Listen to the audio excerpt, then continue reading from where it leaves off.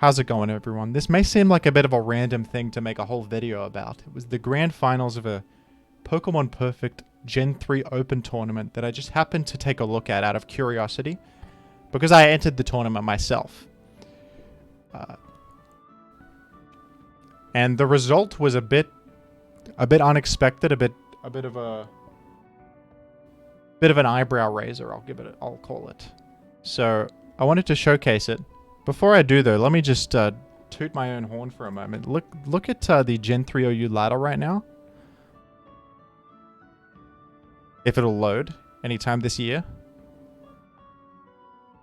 Look at who's number 5 in the entire planet. It's Jim. Did you ever think you'd see such a thing? Jimothy in 1622 rating? Yesterday I was number 4, but struggling Ments overtook me. I'd also like it to be known that I have probably the world's greatest custom avatar. Look at this. It's a Machamp Lantern with a swimmer from Gen 5. Have you ever seen such an epic avatar? I didn't think so. That was from ADV OU. I didn't even win any games and I'd randomly got a custom avatar, folks. Got the NFT for doing nothing, for sitting there. Losing a choice band Moltres, that's what you get. Anyway, folks, enough about me. Let's get into this game. This is Kael versus Kerts. A couple of gamers facing off in grand finals. I've actually played against Kael round 1 of the tournament and lost to him. Here he is, a finalist. Game 1 was pretty straightforward. It was a mag offense, and he got the Scarm very early on. The plan has come to fruition instantly with the mag just coming on the Scarm. No counterplay. He's got a spike up, but threatening out the Salamence, but Magneton just switches to his own Salamence. Here comes Celebi. This one's pretty one-sided. Swords dances up, recovers, and he's got Ancient Power, actually, coming in here. Ancient Power. And he gets all the damn boosts. What the heck? Got all the boosts. So he got a bit of a speed boost, which is super useful. Battens out to his Metagross and sort of just goes nuts. Gets an agility, I believe. He can pretty freely just agility here. No raw user with Skarmory dead. And it's all over, folks. Rock Slide Agilgross is pretty good.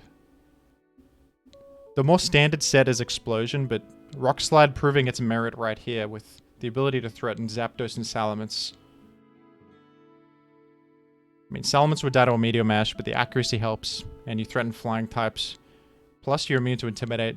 This is an insane win con. To be honest, the Ancient Power boosts didn't matter that much, actually, because he could have BP'd to meta anyway with the Swords Dance and then got an agility. And I think he still one-hit everything and outsped everything. So, kind of just a poor matchup.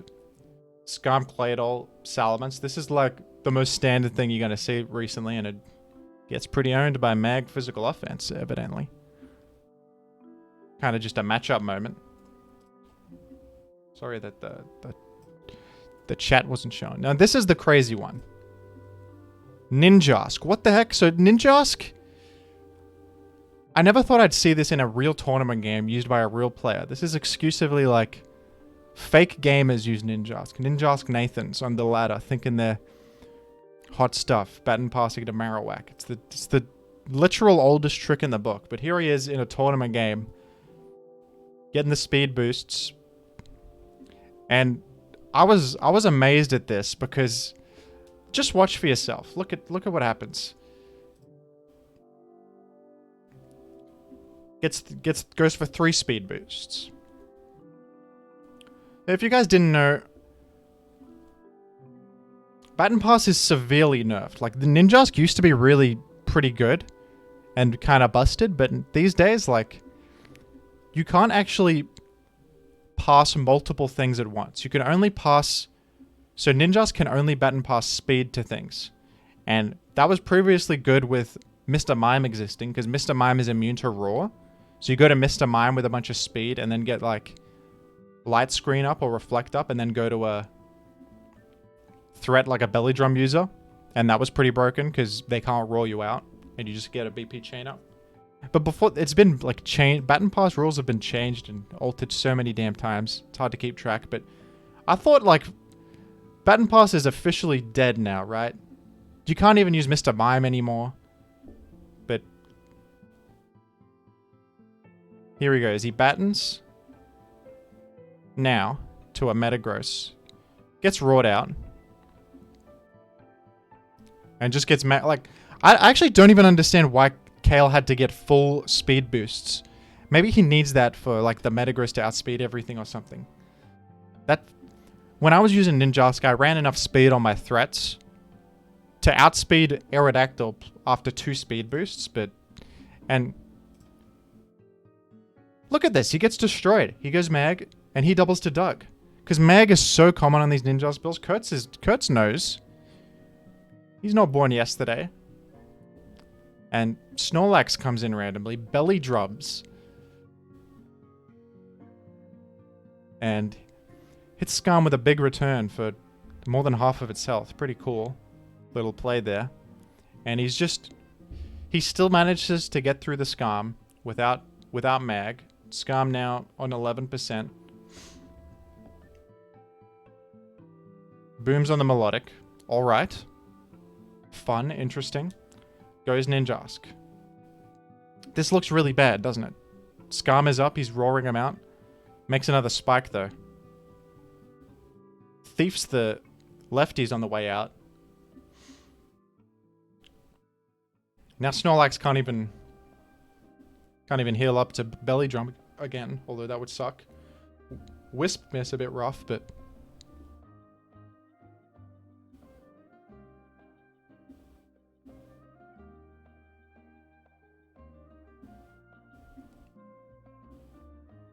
goes Ninjask on a Blissey switch. And he's gonna get some speed boosts off. How, like, I feel like Kael got so owned, and yet he's somehow still in the game. Is this just a truly horrible matchup for Kerts? I suppose so, folks. I suppose it is. Goes Poliwrath. And Poliwrath has belly drum as well. Goes for the hypnosis, misses. Now he can't even belly drum. But he just goes for the Brook Break 2 hit. He says F belly drum. I don't need it. He'll probably go for hypnosis again here. Misses again. So, like, one of the strongest aspects of Poliwrath as a sweeper is its access to a sleep move. And he didn't even hit the sleep move. He's like, nothing's going right for Kael here. How the heck could he possibly win this? Claydol is threatening his sub. He cannot make a sub with Claydol spamming. But he runs Silver Wind, which is able to chip down the Claydol. And he lives a Psychic. And he BPs to Marowak. And I think that Silver Wind was enough chip to put him into range of... No, it wasn't. Sorry. But he lives a Psychic. And look at this. Dusclops dies to an EQ. Blissey dies to an EQ. And so does Doug. Like, he's chipped the Blissey exactly enough with frickin' Poliwrath. And chipped the Dusclops with those 2 Shadow Balls. Kerts tries to get as much chip heal as he can on Dusclops to maybe live a hit, but he doesn't live. How in the world did he win this? What the hell have I just witnessed? This just won a grand finals. I will say Kerts' team, no phaser outside of Skarmory. However, he did literally dug the mag and his Skarm lived. So Kael had to use Snorlax, belly drum, return to chip the Skarm. Mash through the Skarm.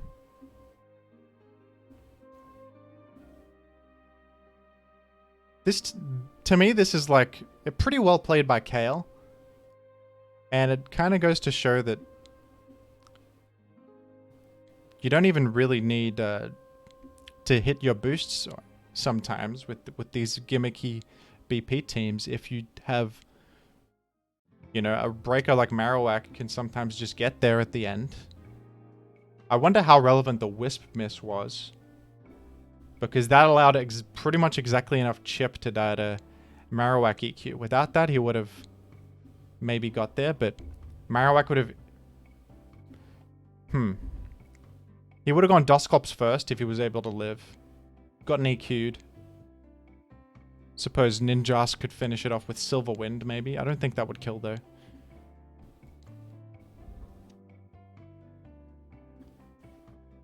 It's a weird one, folks.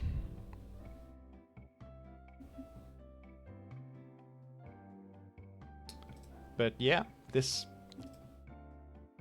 I guess Ninjask Pass could be a punish to these fat teams that we're seeing lately. Scum, Claydol, Dusclops. This is very stally, very defensive, and... even though everything seemingly went wrong, he was able to get there in the end. I thought this was worth highlighting. And I don't even know, like, we have PTSD regarding Ninjask. No one likes this little bug, but can we really still say it's like stupid and gimmicky and cheesy? And when Baton Pass has been nerfed like 10 separate times, Mr. Mime is banned, everything's banned, like,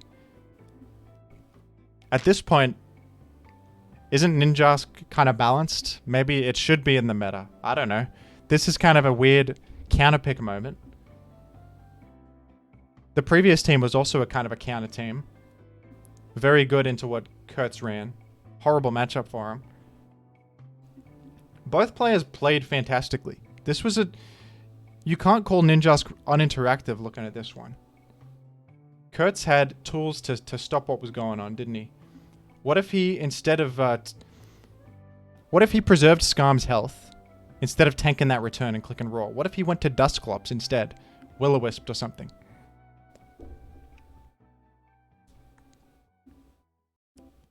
He maybe could have played this a bit different. I don't know. This is one of the most interesting games I've seen, folks.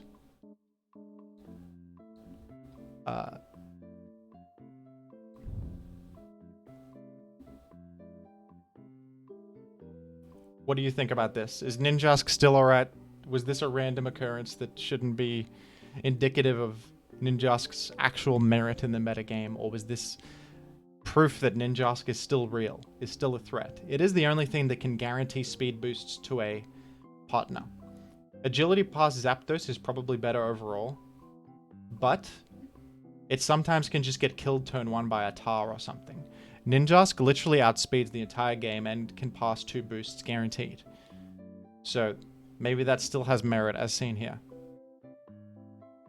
And imagine how this would have gone if Kael hit his Hypnosises, if he hit the mag read on the Skarm. This would have been a different game.